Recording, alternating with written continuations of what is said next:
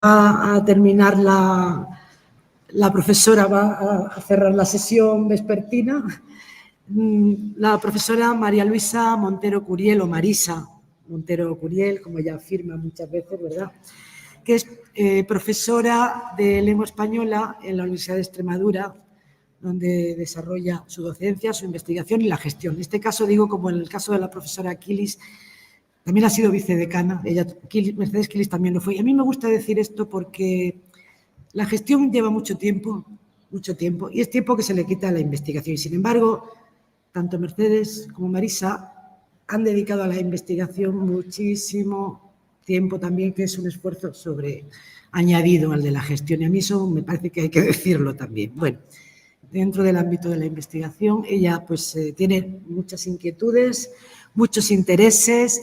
Quiero citar uno que quizá no conozcáis, que es una línea de trabajo, que es el folclore extremeño, donde ha recogido, editado cuentos, juegos, canciones populares de su tierra, en colaboración con su hermana Pilar, que también es profesora del departamento, y recogiendo un poco la herencia familiar, ¿no? Y esto también me parece que es importante decirlo. Bueno, dentro del ámbito ya de la lingüística, ha trabajado en la lengua literaria, en la semántica, en la enseñanza del español como lengua extranjera, no solamente a través de estudios teóricos, sino también con la elaboración de materiales didácticos. Y especialmente ha trabajado en el campo de la morfología del español, de la morfología derivativa. Tiene monografías sobre la prefijación negativa, sobre los prefijos aminorativos, también tiene trabajos sobre su fijación, y precisamente de eso nos va a hablar hoy a propósito de la gramática de Nebrija y seguidores. Vamos a ver si los tuvo o no los tuvo al respecto. Así que le doy ya la palabra a Marisa, cuando tú quieras. Muchas gracias. Sí. Muchas gracias por la presentación. Buenas tardes. Muchas gracias también a los coordinadores, a las organizadoras, en este caso. Sé que ha sido un esfuerzo enorme, tanto material como emocional. Y bueno, os doy las gracias porque a mí me encanta estar hoy aquí con todos vosotros y rendir este homenaje tan merecidísimo a Pepe. Y bueno, también, ya que pasó la pandemia, creo que es de las pocas veces que estoy aquí sin el pijama. Entonces también es de agradecer que nos sentemos sin pijama y zapatillas y podamos vernos ya las caras de otra manera. Muchísimas gracias. Bueno, recuerdo que fue el 31 de octubre cuando recibí un correo de Pepe en el que me indicaba el propósito que tenía de organizar este congreso, tal y como está saliendo, con las mismas fechas. Decía todo. El día 11 se presentará el libro, todo, ¿no? Y me dijo, bueno, tienes que hablar sobre etimología, dicción, analogía y morfología. Yo tengo que confesar que es la primera vez que trabajo sobre Nebrija. Entonces, según lo recibí, le respondí rápidamente, le dije, con un ataque de agobio, te digo que sí, que participaré, pero no sé de qué. Porque, claro, tanto morfología, dije, ¿qué hago? Bueno, volví a leer la gramática y entonces dije, bueno, pues voy a irme hacia lo que conozco, porque si no empezar de cero es muy duro con todo lo que tenemos encima. Y por eso decidí este tema, por el vínculo con la formación de palabras en mi investigación y ver cómo lo había tratado Nebrija. Y de ahí el tema, etimología y edición en la obra castellana de Nebrija, los accidentes de especie figura y su continuidad en la teoría gramatical. La lectura de la gramática de la lengua castellana de Nebrija sorprende al demostrar que una obra pionera en su género y de cuya primera edición se cumplen ahora 530 años, sigue tan vigente en muchos de los aspectos de la teoría gramatical. Además, cuesta creer que cayera tan pronto en el olvido, que no mereciera una segunda edición hasta el siglo XVIII, y sin embargo, hoy, cuando pretendemos acercarnos a ella y consultar algunos de los estudios que ha propiciado, el volumen de investigaciones que la rodean resulte inabarcable. Pues, como afirmó Lope Blanch, la gramática de Nebrija es la obra de carácter lingüístico más y mejor conocida de todas las que se escribieron a lo largo del siglo de oro español. Lo dijo en 1999. Hoy ya Pedro Martín Baños sabe lo que hay después. Desde 1999 hasta hoy, lo que esto ha crecido. Con este punto de partida lo que intento es también justificar los escollos a los que nos exponemos frente a un texto que ha sido analizado, investigado, diseccionado y sobre el que se antoja difícil proyectar una aportación original. Voy a intentar aportar algo nuevo. Para acercarnos a la gramática de la lengua castellana, voy a fijar la mirada en el libro 3, titulado Etimología y dicción, nombres con los que Nebrija se refiere a lo que en las gramáticas se denominó también analogía y a lo que en la actualidad se engloba bajo la designación de morfología en todas las gramáticas. Sin duda es la sección más amplia de la gramática. Son 17 capítulos los que la integran y en ellos analiza las 10 partes de la oración que descubre para la lengua castellana, consideración muy sugerente al incrementar el inventario establecido por la mayoría de autores clásicos. Todo este tercer libro, al igual que el resto de la obra, demuestra la enorme competencia lingüística y el gran conocimiento gramatical que atesoraba el sevillano a finales del siglo XV, reflejado también en sus textos latinos, en los que el propio Nebrija aclara qué entiende por etimología y dicción. Así, en el libro tercero, tienen ahí en pantalla, de las introducciones latinas, contrapuesto el romance al latín, sitúa la etimología dentro de la gramática para definir más adelante cómo concibe esta ciencia. Dice así: ¿cuántas son las partes de la gramática que da preceptos? 4, ortografía, responde a la letra, prosodia, a la sílaba, etimología, a la cual responde la palabra. Y más adelante dice: ¿qué cosa es etimología? Ciencia que demuestra el verdadero nacimiento de las dicciones con los otros accidentes. ¿De dónde se dice etimología? De etimón, que es verdad, logos, palabra, como verdad de palabra. Desde esta perspectiva, etimología, término con el que Nebrija va a seguir a los gramáticos griegos, y verdad de palabra, denominación que él propone, entronca con los significados que la Baja Edad Media otorgó a este vocablo y también abandona así un poco el sentido que tenía etimología como ciencia que estudia el origen de las palabras, para adquirir connotaciones mucho más amplias en referencia a las partes de la gramática. Bien, sentadas estas bases, pretendo ahora indagar en lo que actualmente se entiende por morfología derivativa y que Nebrija incluyó bajo las denominaciones de especie y figura, como dos accidentes gramaticales que afectan a distintas partes de la oración, sobre todo al sustantivo, al adjetivo y al verbo, pero también a otros más. El acercamiento a estos dos términos lo voy a hacer, por un lado, teniendo en cuenta el aspecto conceptual que significan, pero también a mí me ha llamado mucho la atención el término en sí, porque esos términos no están hoy en la gramática. Yo empecé a estudiar la formación de palabras, como ha comentado María Dolores, y bueno, yo estos términos no me los había encontrado nunca. Por ejemplo, Alemany Bolufer, el gran autor del libro del Tratado de la Formación de Palabras en 1920, no utiliza en ningún momento los términos especie y figura. Entonces dije, bueno, pues voy a ver por qué estos términos desaparecen, porque los conceptos no han desaparecido, los conceptos formación de palabras, derivación y composición que veremos siguen vigentes, pero los términos sí que desaparecieron. Entonces, bueno, normalmente piensas, bueno, lo que tenemos hoy es herencia de la gramática académica de 1771, lo que nos ha llegado a las recientes gramáticas. Entonces, he intentado hacer unas escalas en varias gramáticas para ver en qué momento esos términos aparecen o no, o desaparecen por completo. Entonces, es lo que voy a basarme en lo conceptual, pero también, desde luego, en la desaparición de estos nombres. Aunque pese a ello, ya digo que los contenidos se pueden encontrar en muchos autores.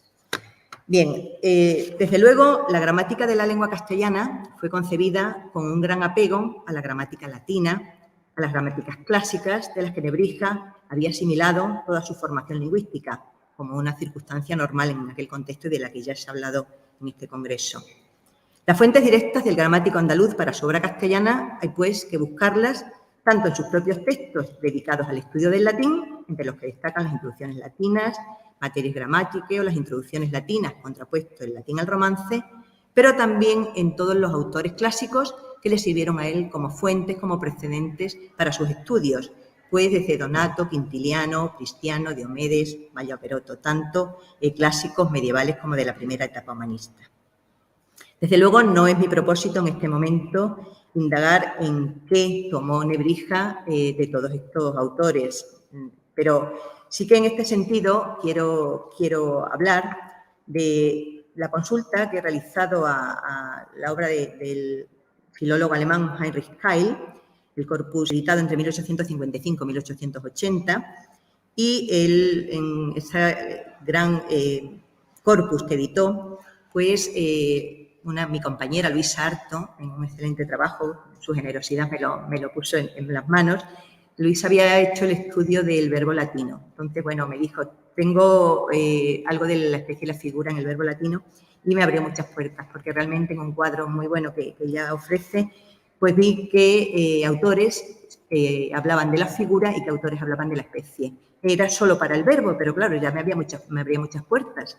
Entonces, bueno, allí pude ver que la figura, por ejemplo, se ocupan Caricio, Diomedes, Prisciano, Probo, Sergio, Consencio, Asper, bueno, tienen ahí los autores, Pompeyo Donato, y dice Arto Trujillo, dice, para la práctica totalidad de los gramáticos de Keil, la figura se refiere a la formación del verbo, distinguiendo si es simplex, escribo, o compósita, inscribo. Y ya tenemos una fuente latina importante que a mí me viene fenomenal. Después, en el caso de la especie, son menos autores los que recogen esta alusión a la especie, pero también está Prisciano, sobre todo, Probo y Sergio. De hecho, les pongo ahí unas palabras que recoge la profesora Arto Trujillo, que dijo Prisciano, que dijo que el verbo, por su formación, puede ser un término simple o derivado. Es decir, estos dos términos, en fin, eran contenido habitual en buena parte de los tratados gramaticales de los clásicos que sirvieron a Nebrija y a muchos otros autores como herramientas iluminadoras. Tomamos como ejemplo la primera edición de las introducciones, publicada en 1481, vemos que el autor andaluz trata por extenso la definición y las categorías de cada una de las 8 partes de la oración que definen la lengua latina, en varias de las cuales menciona algunos de los accidentes que las modifican y donde aparecen, una vez más, la especie, el género, el número, la figura o el caso. Además, lo hacen de forma sistemática. Además, en las introducciones latinas, contrapuesto el romance al latín, obra datada hacia 1488 y cuya intención pareció ser la de convertir al castellano en vehículo para la enseñanza del latín, se produce el primer paso hacia la gramática castellana. Un simple cotejo de la materia que incluye el maestro de Lebrija en sus introducciones con la gramática muestra que los contenidos de esta última están muy presentes en las obras latinas, aunque con un reparto desigual. Esparza y Calvo contraponen ambos textos y apuntan que los 4 primeros libros de la gramática castellana deben ser considerados como el desarrollo del corpus teórico gramatical contenido en el libro 3 de las introducciones latinas. El texto bilingüe, además, sella también la introducción de la terminología gramatical en lengua castellana. Esto me parece muy importante, ya que permite a Nebrija comprobar que en la lengua de Castilla disponía de vocabulario y de estructuras suficientes para redactar un tratado de estas características. En la obra, una vez más, los conceptos y los términos que analizamos son empleados con soltura, tanto en latín como en el romance de Castilla, con una traducción literal, según muestra el texto en el que se refiere, por ejemplo, a los accidentes del nombre que tienen en la pantalla. ¿Cuántos accidentes son del nombre? 6. Cualidad, especie, género, número, figura, caso, con declinación. Los 2 textos en las 2 versiones. Puede afirmarse, por lo tanto, que la versión bilingüe sería, tal vez, el eslabón capaz de explicar la anomalía que supone para un gramático humanista la redacción de una gramática de la lengua vulgar, como dijo el profesor Emilio Redruejo en el año 94. Los conceptos de especie y figura en la gramática de la lengua castellana, voy a verlos haciendo primero un repaso por las veces que he encontrado el término y el concepto especie y después el término figura. Así, por ejemplo, el concepto de especie en la gramática es curioso porque tiene 2 significados diferentes y esto me va a resultar importante para el final, para la hora de las conclusiones, sobre todo para ver por qué puede haber desaparecido esos 2 términos, por qué pueden haber desaparecido los 2 términos en la actualidad. Por un lado, especie significa en la gramática de Nebrija clase, tipo de. Más diciendo yo tengo 3 tierras, entiendo 3 pedazos de ellas, y así diciendo vino, entiendo todo el linaje del vino. Más diciendo tengo muchos vinos, digo que tengo diversas especies de vino. Y ese término especie con ese significado genérico de clase, tipo de, que tenemos hoy día en el diccionario, pues aparece en muchísimas ocasiones. Pero, por otro lado, y este va a ser el significado que más me interesa a mí, el sustantivo especie muestra un valor distinto, muestra el valor de accidente gramatical afecta al sustantivo, al pronombre, al adjetivo, al verbo y al adverbio. Es, por tanto, una auténtica categoría gramatical, es decir, una alteración morfológica. Esta es la acepción que nos interesa ahora, reflejada en varias ocasiones dentro del tercer libro. Ahora cabría preguntarse cómo concibe Nebrija, desde un punto de vista terminológico, el accidente gramatical de la especie en su gramática. La respuesta no es fácil, pues en varias ocasiones intenta dejar claro qué entiende por especie, aunque la definición más amplia la realiza en la parte dedicada al estudio del nombre. Recordemos que el estudio del nombre junto con el adjetivo se hacía en esa época. Y en esa definición de nombre dice: el segundo accidente del nombre es especie, la cual no es otra cosa sino aquello porque el nombre derivado se distingue del primogénito. Y bueno, aquí tenemos ya, he puesto en negrita varias de las palabras que van a resultar luego muy importantes en toda la teoría gramatical en el ámbito de la morfología derivativa, pues derivado, primogénito, derivación, y más abajo cuando habla de una clasificación ya entre patronímicos, posesivos, diminutivos, aumentativos. Recordemos, también lo han dicho aquí varios compañeros, que el término aumentativo lo introduce Nebrija en la gramática castellana, que no existía en época anterior. Entonces, eso me resultó muy importante. Hay, pues, varios aspectos importantes ya desde la propia definición para ver qué se transmite después y qué sabemos ya de gramática, de morfología derivativa en esta época de Nebrija. Este mismo concepto lo aplica Nebrija al estudio del pronombre, del verbo y del adverbio. Incluso el adverbio, que hoy creemos palabra invariable, para Nebrija una palabra variable que admitía especie como también va a admitir figura. Por ejemplo, esto lo podemos ver en estos párrafos, la especie del pronombre. En primer lugar, habla también de primogénita y derivada. Y bueno, los ejemplos también son curiosos porque tenemos, por ejemplo, mío, tuyo, suyo y luego los cortados, como él dice, mi, tu, su. Entonces, bueno, ahí estamos un poco, quizás una confusión terminológica entre lo que es una palabra cortada, lo que es una palabra derivada, lo que es muy interesante luego cuando te enfrentas a textos posteriores. O como decía antes, la especie del adverbio. El adverbio también para él es derivación. Cuando hoy de malo, mal. Claro, ahí tenemos la derivación en otro sentido, lo que viene de, pero no derivación como su fijación, que es como lo entendemos hoy. Con lo cual, muchas veces me he encontrado con esta confusión. Digo, bueno, habla de derivado como palabra que tiene un sufijo o derivado como lo que bien procede de algún sitio. En este sentido, me resultó muy interesante. Como puede apreciarse los contextos, por los contextos, el término especie encierra en la gramática de Nebrija el valor de accidente gramatical que permite diferenciar entre palabras primitivas, primogénitas, dice él, y derivadas. Pero por los ejemplos que ofrece, no se refiere solo a lo que en los estudios actuales serían los morfemas afijales, que permiten hablar de palabras derivadas frente a las primitivas carentes de afijos, sino también de una derivación distinta, como la que presentan el pronombre o el adverbio, categorías que, lejos de sufijarse, acaban convirtiéndose, como hemos visto, en voces acortadas o cortadas, como él dice. Entre esas derivadas, tal y como se desprende de los ejemplos con los que ilustra la explicación, no se encontrarían las voces prefijadas. Y esto va a ser muy importante. Para Nebrija, la prefijación no forma parte de la derivación, no forma parte de la especie. Esto se ha mantenido hasta prácticamente los años 90 del pasado siglo.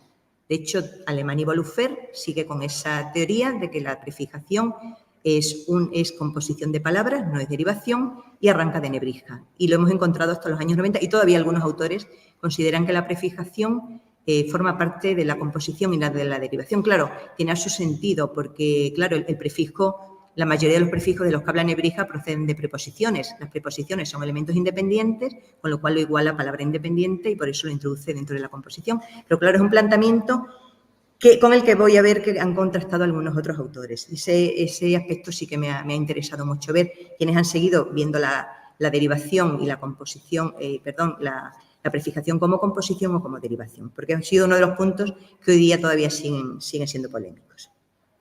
En cuanto al concepto de figura en la gramática, pues también nos vamos a encontrar con tres definiciones diferentes de lo que entiende Nebrija por figura. En primer lugar, como forma exterior de algo, que es la definición que hoy tenemos en la 23ª edición del Diccionario Académico, forma exterior de alguien o de algo. Y esa lo tenemos, por ejemplo, en los ejemplos que tienen en la pantalla, de manera que no es otra cosa la letra, sino figura por la cual se representa la voz. La X, aunque en el griego y latín, de donde recibimos esta figura, vale tanto, tal, quedando en su figura con una tilde, es decir, lo tiene como forma. Pero también la palabra figura la utiliza constantemente Nebrija con otro significado bien diferente y que también hoy tenemos en el diccionario, y es el concepto de figura con el sentido retórico, como figura retórica, que aparece también hoy, sigue apareciendo en la definición del diccionario académico, y que en Nebrija lo tenemos en muchísimos casos, de la figura se ocupa en muchísimas ocasiones. Por ejemplo, los que tienen ahí a esta figura, los griegos llaman sinalefa, los latinos compresión, o debajo dice esta figura, los gramáticos llaman sinétoque, es decir, aparece en muchísimas ocasiones la palabra figura con ese valor. Y luego tenemos un tercer concepto de lo que entiende Nebrija como figura, que es precisamente el concepto del valor morfológico, como accidente morfológico, al igual que había considerado para la especie. Hoy está ausente en el diccionario académico y en todas las obras gramaticales este valor, al igual que la especie como el valor morfológico. Un trabajo que sí que me gustaría quizás hacer en el futuro, ver que tampoco en los diccionarios posteriores a Nebrija aparece el significado de especie y figura con el valor gramatical, algo que me resultó también muy curioso, ¿no? Bueno, así la figura es otro de estos accidentes que afectan a distintas partes de la oración y al igual que la especie, pues también afecta al nombre, pronombre, verbo y adverbio. Pero además está presente en el participio, en la preposición y en la conjunción, en los que el autor también aprecia cambios formales. Una vez más, en la definición del nombre encontramos esa definición cuando dice el tercer accidente es figura, la cual no es otra cosa sino aquello por lo cual del nombre compuesto se distingue aparta del sencillo. Aquí tenemos, si antes habíamos visto derivación, aquí ahora tenemos compuesto, tenemos sencillo, tenemos entero, que también es otra palabra que se va a repetir en gramáticos posteriores. Y aquí realmente en la última parte, no sé si la pueden leer desde atrás, si no se la leo yo, dice, el último ejemplo dice, compuesto nombre es aquel que se desprende de partes, las cuales significan aquello mismo que significa el entero. Como esta edición, compadre, compónese de con y padre, y significan estas dos partes lo que el entero, que es padre con otro. Ahí tenemos claramente cómo hoy una palabra como compadre, que sería una palabra compuesta, una palabra derivada con prefijo, para Nebrija es una palabra que tiene el accidente de la figura, es decir, es una palabra compuesta. Y bueno, incluso podemos ver que Nebrija habla hasta de... Algunos de los ejemplos que ofrece incluso podrían ser de composición sintagmática. Habla de compuesto en vosotros, los otros, que estaban lógicamente separados en esa época. O habla también, por ejemplo, de por ende, de dentro, lo colocó en la misma categoría de palabras que tienen el accidente de la figura. Como primera conclusión, después de ver estos tres significados de figura y los dos significados que tenemos para especie, podríamos decir o podríamos apuntar que en Nebrija el término especie puede identificarse con las palabras derivadas o mejor, exclusivamente con las palabras sufijadas, mientras que la figura se relacionaría con las palabras compuestas y dentro de las compuestas también con las prefijadas, entre paréntesis. Quizá pueda hablarse de asistematicidad en muchas de las explicaciones que vemos en la gramática de Nebrija.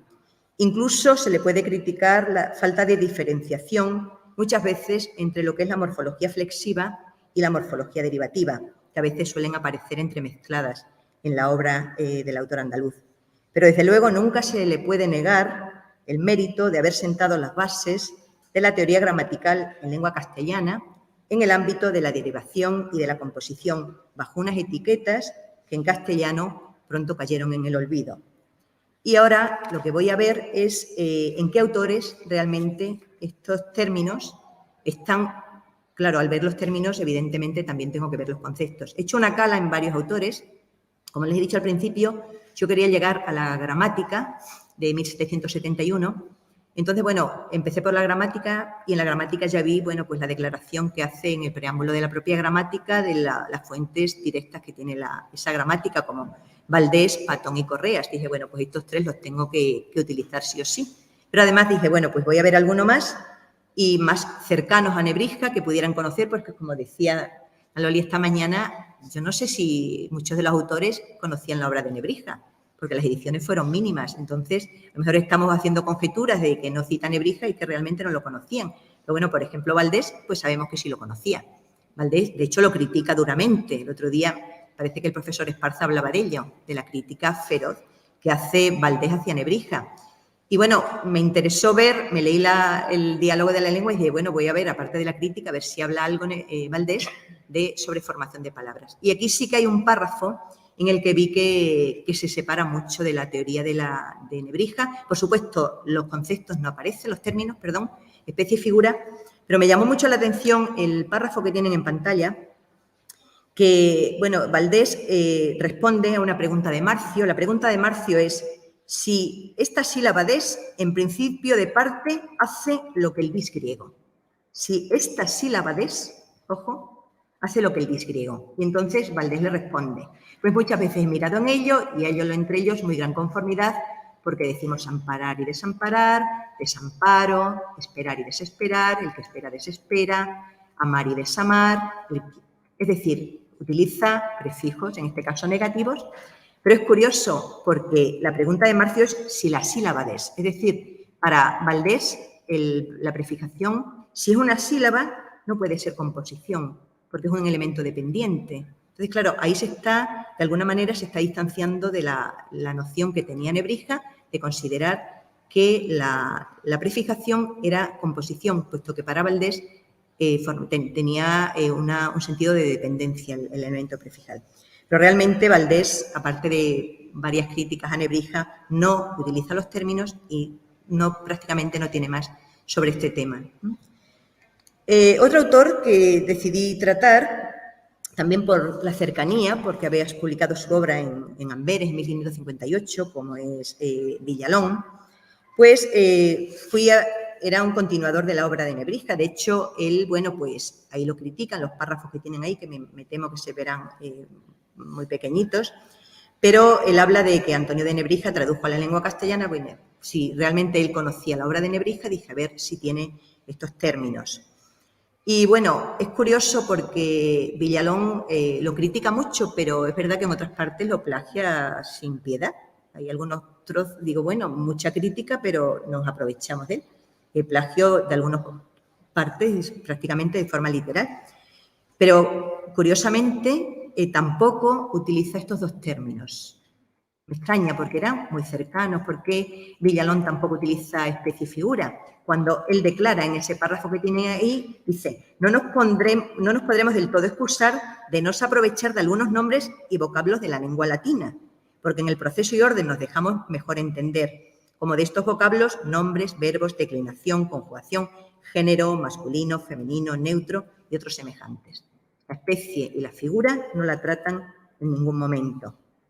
Sorprende que ni siquiera Villalón se ocupe de otros términos que sí habían sido manejados en más gramáticas, como los relativos a los diminutivos, a los aumentativos, a los patronímicos. Realmente no trata nada relativo a la formación de palabras, que por otro lado Nebrija había tratado mucho y que él conocía la obra de Nebrija. Quizá Villalón quiso alejarse de la estructura de la obra de Nebrija y, como dijo Gómez Asencio en 2001, desviarse del camino latino, que, bueno, hasta cierto punto lo consiguió, tanto en la estructuración de la gramática como en los accidentes que definió para las partes de la oración.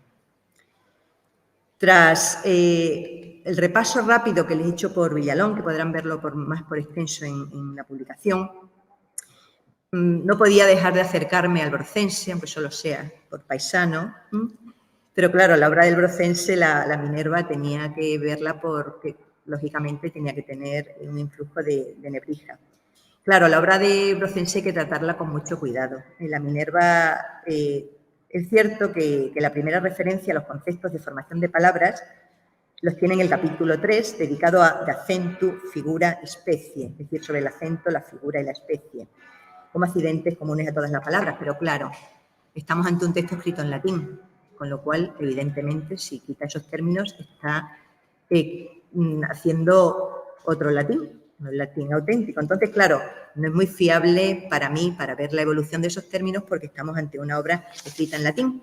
Sin embargo, sí que me llamó la atención, porque, claro, el influjo de Nebrija tiene que estar, y el hecho, bueno, les pongo el texto de la traducción del texto de la Minerva, realizada por el profesor Eustaquio Sánchez Salor, Y dice el término figura, viene de fingere, es expresar una cosa lo más fielmente posible mediante la imitación. Bueno, ahí yo creo que hay cierto batiburrillo, dicho entre comillas, porque dice, hablamos de figura en los cuadros y en las estatuas. De ahí que en lengua se llame similitud, cuando de dos o más palabras hacemos una. Yo no encuentro que haya figura en una palabra simple.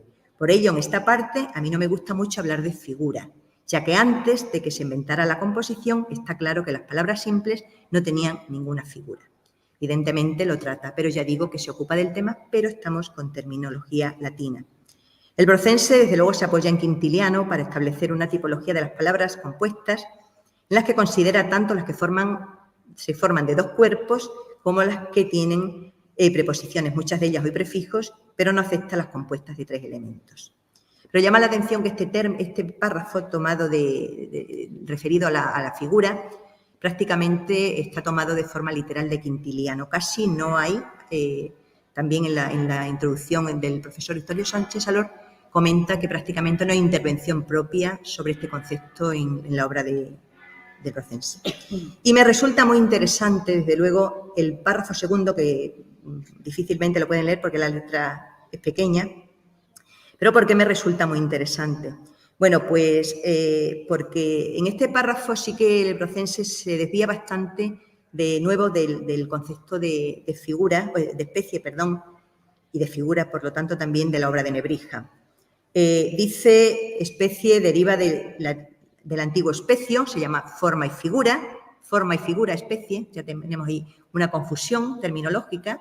¿En qué quedamos? ¿Se llama especie, se llama figura o se llama forma?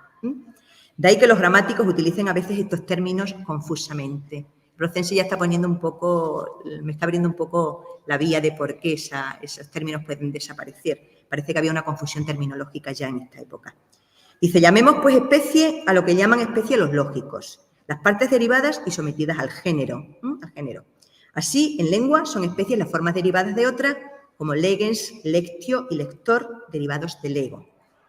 De este tipo de flexión o derivación, Varrón la llamó más de una vez declinación. De nuevo, tenemos morfología flexiva, morfología derivativa y ahora también entra la declinación en este mismo ámbito. Es decir, varios conceptos que hoy totalmente los estudiamos en la morfología, en ámbitos muy distintos, están entremezclados aquí.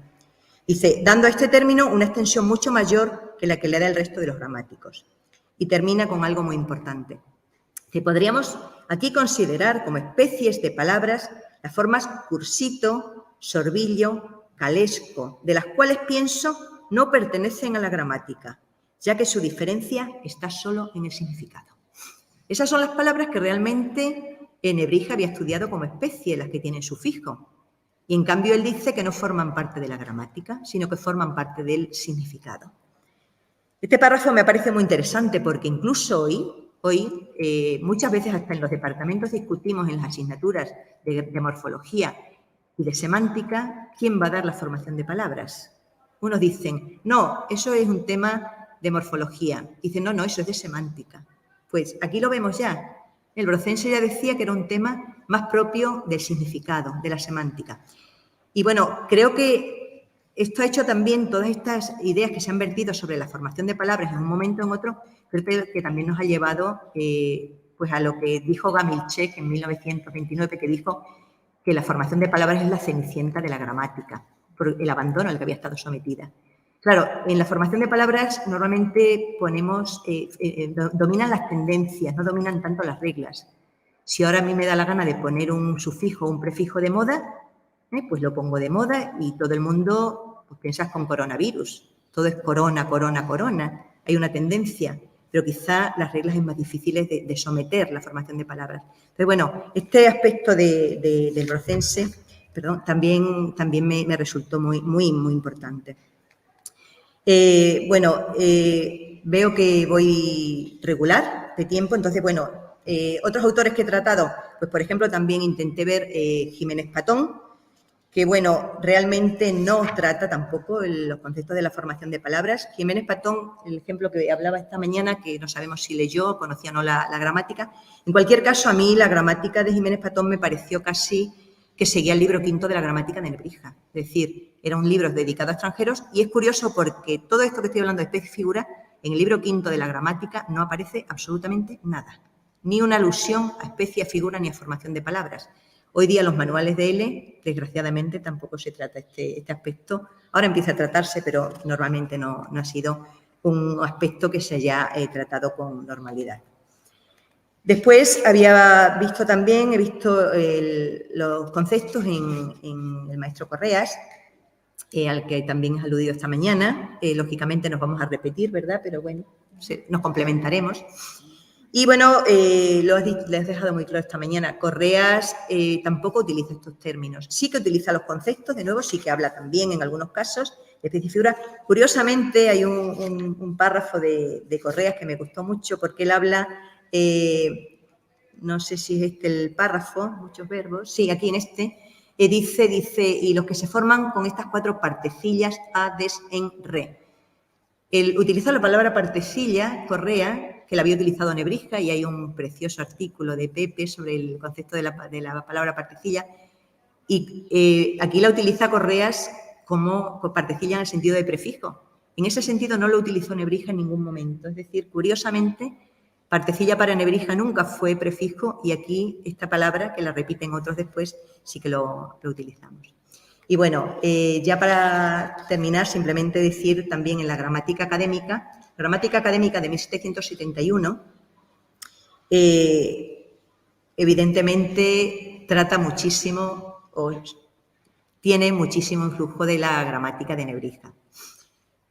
Hay párrafos que les voy a decir casi literales, pero el término especie que aparece, lo tenemos en este párrafo, otras especies, otro tipo, otra clase. Es decir, la gramática académica del 71 no utiliza tampoco los conceptos de especie y figura en ningún momento de la gramática. También resulta significativo, puesto que sí que sabemos que hay muchos párrafos y, de hecho, también en el ámbito de la formación de palabras, voy a reproducir algunos de los que me han llamado más la atención para ver que realmente siguió muy de cerca Nebrija, aunque hizo desaparecer estos términos. Por ejemplo, lo tienen en la pantalla, Nebrija hablaba de nombres primogénitos, la Academia ya habla de nombres primitivos, pero se refiere a lo mismo.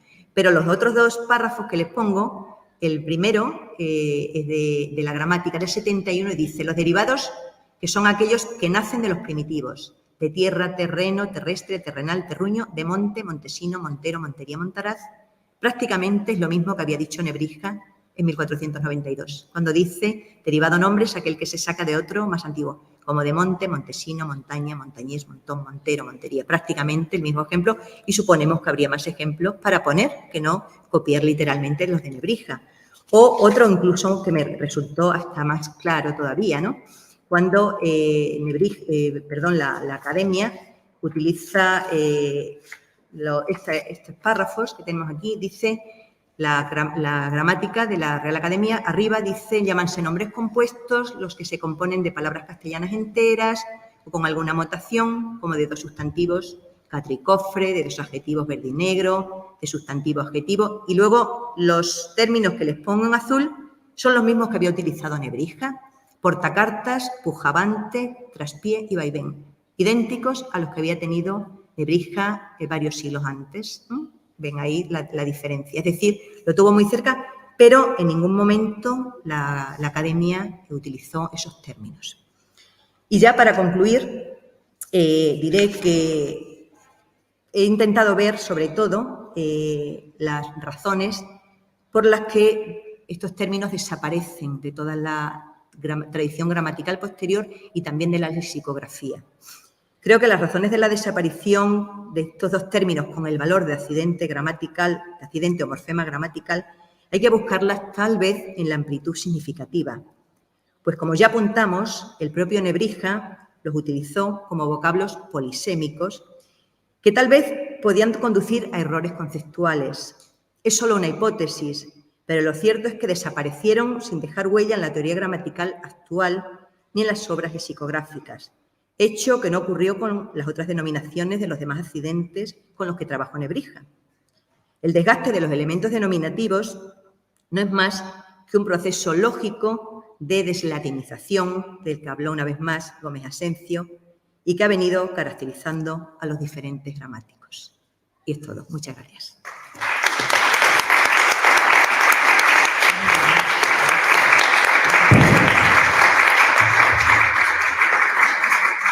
Me gusta, ¿eh? Muy bien, muy bien. Bueno, se ha ajustado el tiempo Más o menos, me he comido bastante todo, pero bien. bueno. Tenemos 2 minutos o 3 para plantearle alguna cuestión, alguna pregunta a la profesora Montero Curiel. Sí, Fran. Bueno, una cosa, sobre todo a partir de lo último, me ha gustado mucho. Y lo último ya viendo la gramática de la Academia, viendo los ejemplos concretamente, la Academia en 1771, cuando fue la primera, como antes, había difundido la de Galloso, Sí. que se publicó primero en 1773 y luego en 1769 la que la base de la Academia. Lo mismo, esos ejemplos se toman realmente de Galloso. Y a lo mejor estaba pensando yo que en Galloso puede ser que esté el sentido de especie y figura como Nebrija, porque Galloso sí que no sé si... No lo he consultado, porque claro, tenía que seleccionar, pero de hecho tengo que confesar que hace una semana me encontré un artículo en el que Miranda, después en Italia, hablaba de especie y figura. Y me dio una rabia que no pueden imaginar la rabia que me dio. Es decir, ahora digo que no están los conceptos de especie y figura y viene Miranda y los utiliza. Es decir, que es posible que haya más autores que lo hayan utilizado. Pero yo llegué a la academia porque realmente la academia es lo que nos ha transmitido, lo que se nos ha transmitido después y lo que hemos estudiado los demás y lo que es la gramática tradicional, pero es posible que algún autor lo utilice. Yo no sé las miles de gramáticas que hay de las que se han hablado aquí, si alguno más utiliza los términos. Ya digo que Miranda, el otro día, cerré el artículo y dije, no lo puedo ver porque me da un ataque de nervios este hombre hablando ahora de la especie y la figura, pero es posible que alguno lo haya hecho. Estaba pensando porque además miraba a la Nebrija y decía, este hombre lo hizo muy bien, luego Correas hizo otra, pero era lo mismo que decía Nebrija y más sencillo. O sea, Sí. como que Se atacaban mucho, Sí. Entonces lo mismo digo, a lo mejor también... Es posible, habrá que seguir indagando en los términos, ¿vale? Muy bien.